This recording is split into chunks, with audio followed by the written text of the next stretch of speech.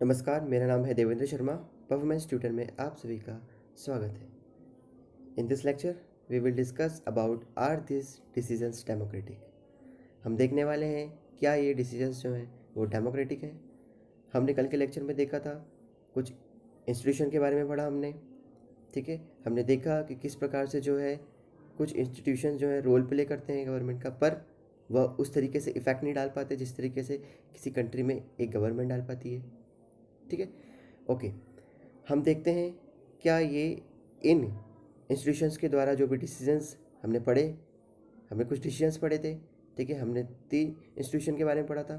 United nation, UN security council के बारे में पढ़ा हमने, जो कि उसी की पढ़ी है, ठीक है। हमने और क्या पढ़ा, international monetary fund, world bank के बारे में भी पढ़ा हमने ये सब पढ़ा। उनके द्वारा कुछ डिसीजंस को भी पढ़ा, कुछ रिलेटेड इश्यूज़ पर। देखते हैं कि वो जो डिसीजंस उन्होंने लिए हैं क्या वो डेमोक्रेटिक हैं, देखते हैं। आगे जाने से पहले कहना चाहूँगा, यदि मेरे द्वारा बनाए गए वीडियो यदि आपको अच्छे लग रहे हैं तो प्लीज़ मेरे चैनल को सब्सक्राइब करें, वीडियो को लाइक करें। चलिए शुरू करते हैं। So there are many institutions at the world level that perform some of the functions that a world government would perform. हमने देखा कि कुछ ऐसे इंस्टीट्यूशंस हैं जो कि कुछ फंक्शंस परफॉर्म करते हैं, अ वर्ल्ड गवर्नमेंट वुड परफॉर्म, ठीक है, जो कि वर्ल्ड गवर्नमेंट को परफॉर्म करना चाहिए। But we need to now just how democratic this organisations are. पर हमें ये जानना जरूरी है कि ये जो ऑर्गेनाइजेशन है वो कितने डेमोक्रेटिक हैं। The yardstick here is whether each of the countries has free and equal say in the decisions that affect them। क्या इसके अंदर जितने भी कंट्रीज आती हैं क्या वो पूरी तरीके से फ्री हैं, क्या उनके द्वारा जो भी डिसीजन लिए जा रहे हैं, ठीक है, वो कुछ अफेक्ट डालते हैं। In this light let us examine the organisation of some of this world bodies, ठीक है। हम एग्जामाइन करेंगे इन ऑर्गेनाइजेशन को, ठीक है। Okay, every one of the 193 member states as on 1 September 2012 of the UN has one vote in the UN General Assembly। जैसे कि मैंने कल भी बताया था कि 193 मेंबर है किसके, यूनाइटेड नेशंस के, ठीक है। It meets in regular yearly sessions under a president elected from among the president representative of the members countries. मतलब क्या है, एक प्रेसिडेंट, ठीक है, एक अध्यक्ष जो कि चुना जाता है किसके द्वारा, उस कंट्री के द्वारा जो कि उसमें रिप्रेजेंट कर रही है यूनाइटेड नेशन में, ठीक है। उस कंट्री के द्वारा एक प्रेसिडेंट को चुना जाता है जो कि क्या यूनाइटेड नेशन में उस कंट्री को क्या रिप्रेजेंट करता है, ठीक है। General assembly is like the parliament where all the discussions take place. General assembly किसके द्वारा, एक पार्लियामेंट की तरह है। जिस प्रकार से पार्लियामेंट, ठीक है, आपने पार्लियामेंट देखी है, ठीक है, वहाँ पर जैसे कि आप देख सकते हैं यहाँ फोटो में, ठीक है, जिस प्रकार से एक पार्लियामेंट देखी है आपने, वहाँ पे सभी मेंबर्स आकर बैठते हैं, तो उसी प्रकार से क्या है, एक जनरल असेंबली है यूनाइटेड नेशन की, ठीक है। In that sense the UN would appears to be a very democratic organisation, ठीक है। यदि हम इसको पढ़ें, ठीक है, यदि हमने अभी देखा कि ऐसा लगता है इसे जो यूएन है वो क्या है, एक डेमोक्रेटिक ऑर्गेनाइजेशन है, ऐसा दिखने में आता है। But the general assembly can not take any decision about what action should be taken in a conflict between different countries, ठीक है। पर जो जनरल असेंबली है वो कोई किसी प्रकार की जो एक्शन नहीं ले सकती किसी भी डिसीजन से रिलेटेड, कॉन्फ्लिक्ट से रिलेटेड, कुछ दो कंट्री के बीच में यदि कॉन्फ्लिक्ट चल रहा है तो उसके खिलाफ वो जनरल असेंबली है वो किसी भी तरीके का जो है एक्शन नहीं ले सकती, ठीक है। द 15 मेंबर सिक्योरिटी काउंसिल, ठीक है, the 15 member security council of the UN tax such crucial decision, ठीक है। जो 15 मेंबर की जो सिक्योरिटी काउंसिल है, ठीक है, सिक्योरिटी काउंसिल मैंने बताया था इसमें 15 मेंबर्स होते हैं, ठीक है। ध्यान रखिए कि जो जनरल असेंबली है उसमें 193 मेंबर होते हैं, ठीक है। मतलब यूएन की बात करें तो यूएन में कितने मेंबर हैं, यूनाइटेड नेशन में 193 कंट्रीज़, ठीक है। मेंबर मतलब 193 कंट्रीज़। और जो सिक्योरिटी काउंसिल है उसमें कितने हैं, 15 मेंबर हैं। Of the UN takes such crucial decision, ठीक है, कुछ क्रूशियल डिसीजंस होते हैं वहाँ पर कौन लेती है, ये सिक्योरिटी काउंसिल जो है वो डिसीजन लेती है। The council has 5 permanent member, और इस काउंसिल में कुछ 5 परमानेंट मेंबर होते हैं, US, Russia, UK, France, China. Then other 10 members are elected by the general assembly for 2 years. और जो बाकी के 2 मेंबर्स हैं वो क्या जनरल असेंबली के द्वारा हर 2 साल में उन्हें चुना जाता है। The real power is with 5 permanent members. जो रियल पावर होती है वो किनके पास होती है, इन 5 परमानेंट मेंबर्स के पास होती है। ठीक है। Specially the US contribute most of the money needed for the maintenance of the UN. अधिकतर क्या होता है कि जो यूएस है वो सबसे ज़्यादा जो मनी है वो कंट्रीब्यूट करता है इसके मेंटेनेंस के लिए, यूनाइटेड नेशन के मेंटेनेंस के लिए। Each permanent member has veto power, और हर परमानेंट मेंबर के पास क्या है, एक वीटो पावर है। वीटो पावर क्या होता है?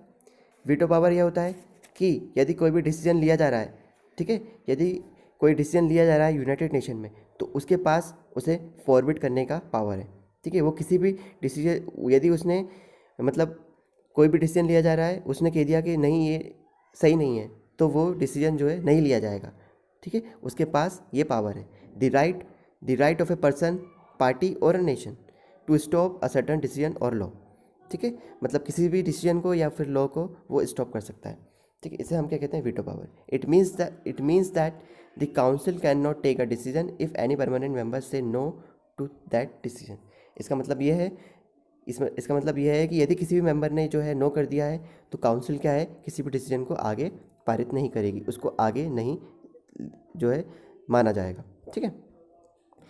This system has lead more and more people and countries to protect and demand that the UN becomes more democratic, ठीक है। ये जो सिस्टम है, ठीक है, इस मतलब ये जो हमको सिस्टम देखने को मिल रहा है, इसके द्वारा क्या होता है कि अधिक ज़्यादा से ज़्यादा कंट्री क्या डिमांड कर रही हैं कि यूएन क्या हो, इससे ज़्यादा और डेमोक्रेटिक बने, ठीक है। ऐसा यहाँ कहना चाह रहे हैं, और डेमोक्रेटिक बने। मतलब ये हमने किसके बारे में पढ़ा, यूनाइटेड नेशन के बारे में पढ़ा, हमने सिक्योरिटी काउंसिल के बारे में पढ़ा।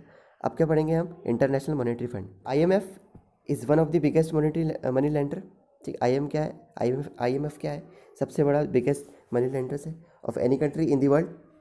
इट्स 188 मेंबर्स, इसके कितने सदस्य हैं, 188 मेंबर्स हैं एज ऑन 1 सितंबर 2012, ठीक है। Do not have equal voting rights, ठीक है, किसी के पास भी क्या है, इक्वल वोटिंग राइट नहीं है। कैसे, देखते हैं। The vote of each country is weighted by how much money it has contributed to the IMF, ठीक है। वोट किसके द्वारा देखा जाता है, वोट किस तरीके से देखा जाता है कि कौन सी कंट्री उसमें जो है मनी कितनी कंट्रीब्यूट कर रही है, ठीक है। इस हिसाब से जो है उसका वोट देखा जाता है। More than 52% of the voting power in the IMF is in the hands of only 10 countries, ठीक है। 10 कंट्री के हाथों में जो है 52% से भी ज़्यादा वोटिंग पावर है। कौन सी वो 10 कंट्रीज़ हैं, यूएस, जापान, जर्मनी, ठीक है, US, Japan, Germany, France, UK, China, Italy, Saudi Arabia, Canada and Russia, ठीक है। The remaining 170 countries have very little say in how this international organisation take decision, ठीक है। तो किस तरीके से ये इंटरनेशनल ऑर्गेनाइजेशन जो है देखने को मिल रहा है कि डिसीजन लेता है। The world bank has a similar system of voting, तो वर्ल्ड बैंक का भी क्या है, इस तरीके से जो है वोटिंग सिस्टम है। The president of the world bank, जो प्रेसिडेंट होता है वर्ल्ड बैंक का, has been a citizen of US, वो क्या होता है, वो सिटीजन होता है यूएस का, ठीक है। हमेशा यही देखने को मिलेंगे। Conventionally nominated by the treasury secretary finance minister of the US government, वो हमेशा कौन होता है, जो भी फाइनेंस मिनिस्टर होते हैं, ठीक है, उनके द्वारा नॉमिनेट किया जाता है। वो जो यूएस के फाइनेंस मिनिस्टर हैं उनके द्वारा उन्हें इलेक्ट किया जाता है, चुना जाता है, नॉमिनेट किया जाता है। ओके, आगे बढ़ते हैं। Compare this to the kind of democratic practices that we have been discussing in this chapter, ठीक है। कंपेयर कीजिए ये जो डेमोक्रेटिक प्रैक्टिसेस जो हमने पढ़ी है, जो भी डिस्कस किए हैं इस चैप्टर में। What would you say about a country where some persons have a permanent position in the ministry? आप क्या कहेंगे यदि कुछ मिनिस्ट्री के अंदर कुछ पर्सन की जो है परमानेंट पोजीशन हो, ठीक है, आप क्या कहेंगे उसके बारे में। And have the power to stop the decision of the entire parliament, उनके पास ये भी पावर हो कि वो पार्लियामेंट का किसी भी डिसीजन को क्या स्टॉप कर सकते हैं, सिर्फ कुछ लोगों के हाथ में, ठीक है। कहने का मतलब यह है कि यदि पार्लियामेंट में 100 मेंबर्स हैं, यदि 5 मेंबर्स के पास ही पावर है कि वो किसी भी डिसीजन को क्या स्टॉप कर सकते हैं, ठीक है, तो बाकी के जो 90 मेंबर्स हैं उनकी क्या ज़रूरत है, ठीक है, ये भी। और a parliament where 5% of the member hold a majority of votes, what would you call this democratic, आप इसे कैसे डेमोक्रेटिक कह सकते हैं, कहेंगे। Most of the global institution fail to pass the simple test of democracy that we use for national government, ठीक है। हमने देखा अधिकतर जो इंस्टीट्यूशंस है वो फेल हो चुके हैं, जो डेमोक्रेसी का जो हम नेशनल गवर्नमेंट में यूज़ करते हैं कि हाँ डेमोक्रेसी इस टाइप से होना चाहिए, ठीक है, पर वो बहुत सारे इंस्टीट्यूशन यहाँ पर फेल होते हुए हमें नज़र आ रहे हैं। If the global institutions are not democratic, यदि ग्लोबल इंस्टीट्यूशन डेमोक्रेटिक नहीं है, are they at least becoming more democratic than before? यदि जो है इंस्टीट्यूशन डेमोक्रेटिक नहीं है तो ये क्या एटलीस्ट ये डेमोक्रेटिक बन रहे हैं पहले के मुकाबले. Here too the evidence is not very encouraging. पर ये जो एविडेंस है वो हमको इंकरेजिंग नहीं कर रहा है. In fact while nations are becoming more democratic than they were earlier. ठीक है, जो कि नेशंस जो हैं वो ज़्यादा डेमोक्रेटिक बन रहे हैं पहले के मुकाबले. International organisation are becoming less democratic. International organisation है वो कम डेमोक्रेटिक हो रहे हैं. 20 years ago there were two big powers in the world. आज से 20 साल पहले की बात करें, ठीक है, तो सिर्फ दो पावर थी, ठीक है, बिग पावर्स थी, US and the Soviet union. The competition and conflict between these two big powers and their allies kept a certain balance in all the global organization. जितने भी ग्लोबल ऑर्गेनाइजेशन है, ठीक है, ये दो बिग पावर्स के कारण क्या था, इन ग्लोबल ऑर्गेनाइजेशन में कहीं ना कहीं क्या था, एक बैलेंस था. After the collapse of the Soviet Union, पर सोवियत यूनियन के कोलैप्स के बाद the US appears to be the only super power. तो यूएस क्या दिखता है हमें, सुपर पावर के रूप में ज़्यादा नजर आता है. ठीक है, the American dominance affect the working of international organisation. जो अमेरिका का जो डोमिनेंस है वो कहीं ना कहीं अफेक्ट करता है इंटरनेशनल ऑर्गेनाइजेशन को. ठीक है, ये भी देखने को मिलता है क्योंकि सोवियत यूनियन अब नहीं रहा. ठीक है, जब तक सोवियत यूनियन था तब तक क्या बैलेंस था इन ऑर्गेनाइजेशंस के डिसीजन में. ठीक है, अब देखते हैं. This is not to say that there is no urge to move towards democracy. ठीक है, हम ऐसा नहीं कह सकते कि किसी भी प्रकार का जो है वो प्रयास नहीं किया जा रहा, ठीक है, टूवर्ड्स डेमोक्रेसी की तरफ. ठीक है, okay. The urge comes from people who get more opportunities to come in touch with one another. ठीक है, ज़रूरत तो उन लोगों की तरफ से पैदा की जा रही है, ठीक है, जो भी ज़रूरत है, ठीक है, जो भी ज़रूरत है पीपल्स की, उन लोगों की तरफ से की जा रही है. ठीक है, जो कि क्या है, विभिन्न कारणों की तरफ से. ठीक है, विभिन्न कारणों की तरफ से आज एक दूसरे की से ज़्यादा संपर्क में आए हैं. ठीक है, ऐसा कहने का यहाँ पर तात्पर्य. Over the last few years the people of different countries have come together without their government supports. ठीक है, उनकी बिना गवर्नमेंट के सपोर्ट के. They have formed global organization against war and against domination of the world by a few countries and business companies. वो क्या कर रहे हैं, कुछ ऑर्गेनाइजेशन फॉर्म कर रहे हैं, ग्लोबल ऑर्गेनाइजेशन फॉर्म कर रहे हैं. ठीक, किसके अगेंस्ट में, वॉर के अगेंस्ट में, वो उन कंट्रीज़ के अगेंस्ट में जो कि डोमिनेट कर रही हैं, और उन बिजनेस कंपनीज़ के अगेंस्ट में. ठीक है, वो कुछ ऑर्गेनाइजेशन फॉर्म कर रहे हैं. As in the case of the democracy within the nation. ठीक है, यदि हम केस देखें democracy within the nation, The initiative for democracy among nations have come from the struggle of people.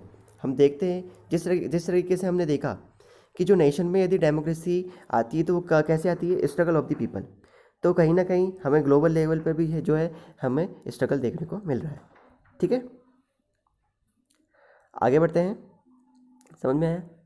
अब हमारा नेक्स्ट टॉपिक है democratic promotion.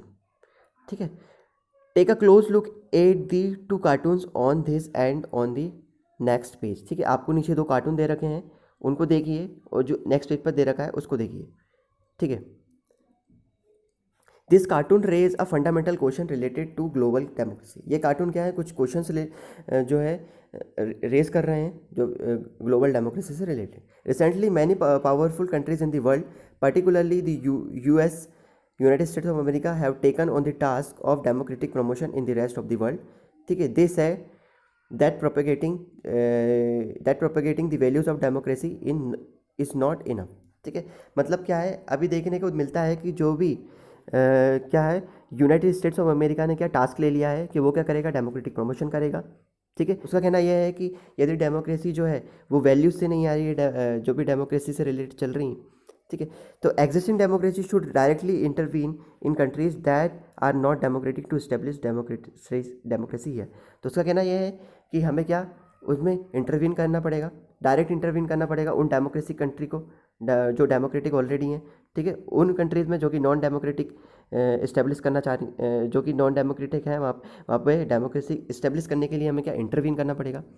In some cases powerful countries have launch arm attack on non-democratic country. In some cases, powerful countries have launched armed attack on non-democratic countries. ठीक है, तो क्या हो रहा है, कुछ केसेस में हमको देखने को मिलेगा कि जो पावरफुल कंट्रीज़ हैं वो आर्म अटैक कर रही हैं कुछ नॉन डेमोक्रेटिक कंट्रीज़ पर। This is what Sushmita was talking about, यही वो बात है जो कि सुष्मिता जो इसके बारे में पहले बात कर रही थी। ठीक है, सुष्मिता ने कहा था, ठीक है, क्या कहा था, देखते हैं किसके बारे में कहा था। Let us see what happened in Iraq. ठीक है, उसने इराक के बारे में कहा था। ठीक है, अमेरिका ने इराक पे इन्वेट किया। Iraq is a country in western Asia. Iraq कहाँ है, वेस्टर्न एशिया में। आगे जाने से पहले मैं इराक की जो है लोकेशन दिखाना चाहूँगा। ठीक है, तो इराक आप यहाँ पे देख सकते हैं, ये आपको दिख रहा है इराक। ठीक है, it becomes independent from British. ठीक है, इराक जो है वेस्टर्न एशिया में जो कंट्री है वो क्या हुई, इंडिपेंडेंट हुई फ्रॉम ब्रिटिश रूल इन 1932।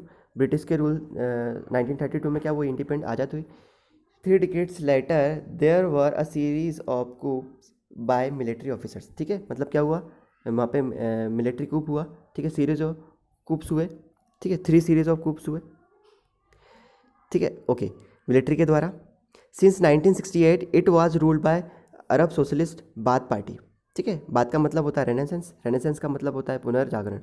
ठीक है, बाद में क्या हुआ, इसको रूल किया गया किसके बाद, अरब सोशलिस्ट बाथ पार्टी के द्वारा। सद्दाम हुसैन जो थे वो कौन कौन थे, leading Baath party leader play a key role in the 1968 coup that brought the party to power. ठीक है, मतलब क्या हुआ कि जो भी वहाँ पे पार्टी आई थी, कौन सी, अरब सोशलिस्ट बाथ पार्टी, उसमें जो सद्दाम हुसैन का जो बहुत ही इंपॉर्टेंट रोल था। This government abolish traditional Islamic law and gave women the right to vote. मतलब क्या करा, जो भी ट्रेडिशनल इस्लामिक लॉज हैं उसने क्या एबोलिश कर दिया, वुमेंस को क्या दिया, राइट टू वोट दिया, एंड सेवरल फ्रीडम्स दिए जो कि नॉट ग्रांटेड थे in other West Asian countries में। और भी फ्रीडम्स दिए जो कि अभी तक किसी वेस्ट एशियन कंट्रीज़ में नहीं दिए गए थे। After becoming the president of Iraq in 1979 Saddam ran a dictatorial government and suppressed any dissent or opposition to his rule. ठीक है, उसने क्या किया, डिक्टेटरशिप आ गई वहाँ पर गवर्नमेंट में सद्दाम हुसैन के द्वारा। ठीक है, कुछ सालों बाद ही वॉज नॉन टू, मतलब वो क्या किस लिए जाना लगा। ठीक है, he was known to have got a number of people opponents killed and persons of ethnic minorities massacred. मतलब क्या, बहुत सारे लोगों को वो मारने लगा। ठीक है, जो भी पॉलिटिकल अपोनेंट्स थे उनको मारने लगा, और जो इथनिक माइनॉरिटीज़ थी, ठीक है, जो माइनॉरिटीज़ थी उनको भी वो सप्रेस करने लगा, उन्हें मारने लगा, किल करने लगा। ठीक है, the US and it's allies like Britain, US and its allied like Britain alleged that Iraq possessed secret nuclear weapons। ठीक है, US को लगने लगा और उसके allies को लगने लगा कि इराक के पास क्या है, कुछ सीक्रेट न्यूक्लियर वेपन्स हैं, कुछ ऐसे वेपन्स हैं जो मास डिस्ट्रक्शन कर सकते हैं, which pose a big threat to the world, जो कि वर्ल्ड के लिए क्या है, एक बड़ा थ्रेट साबित हो सकते हैं। But when a UN team went to Iraq, जब UN की टीम गई इराक में सर्च करने के लिए, तो इस प्रकार के कोई भी वेपन वहाँ पर देखने को नहीं मिले। It did not find any. Still the US and its allies invaded Iraq. ठीक है, फिर भी क्या हुआ, US ने क्या किया, इराक पर क्या किया, इन्वेड किया, occupied it and removed Saddam Hussain from power in 2003। Saddam Hussain को क्या कर दिया, पावर से हटा दिया गया। The US installed N interim government, और US ने क्या करी, अपनी जो पसंदीदा गवर्नमेंट थी वो वहाँ पर इंटरिम गवर्नमेंट कुछ समय के लिए, मतलब उसकी जो पसंदीदा गवर्नमेंट थी, जो प्रेफरेंस, वो वहाँ पर जो है इंस्टॉल कर दी। The war against Iraq was not authorised by the UN security council, और जो भी वार हुआ था, ठीक है, इराक के खिलाफ, वो UN की जो सिक्योरिटी काउंसिल है उसने भी ऑथराइज़ नहीं किया। ठीक है, उसने भी मान्य नहीं दे रहा है कि ये सही नहीं था। Coffee Anna the UN secretary general, उस टाइम पे कौन थे, कॉफ़ी अन्ना थे UN secretary general, said that the US war on Iraq was illegal. उन्होंने क्या कहा, इलीगल है ये वॉर। ठीक है, समझ में आया, मतलब आप देख सकते हैं कि डोमिनेट कर रहा है US। ठीक है, तो कहीं ना कहीं हमको देखने को मिल रहा है कि कुछ लोगों के हाथ में, यहाँ पर कुछ कंट्रीज़ के जो हाथ में यहाँ पर उनको पावर देखने को मिल रही है। Okay, the example of Iraq raises some basic question. अब कुछ क्वेश्चंस जो कि हमको इराक के जो एग्जाम्पल से हमको देखने को मिलते हैं, तो ये जो क्वेश्चंस हैं आपको जो है डिस्कस करना है खुद से। ठीक है, देखना है कि इन क्वेश्चंस का आंसर क्या निकल कर आ रहा है। ठीक है, यदि आपको लेक्चर अच्छा लगा हो तो प्लीज़ मेरे चैनल को सब्सक्राइब करें, वीडियो को लाइक करें। ठीक है, इस लेक्चर से रिलेटेड यदि कोई भी क्वारीज आपके मन में है तो प्लीज़ आप नीचे कमेंट बॉक्स में लिखिए। ओके, इसी के साथ मैं अपनी वाणी को विराम देना चाहूँगा। थैंक यू, धन्यवाद।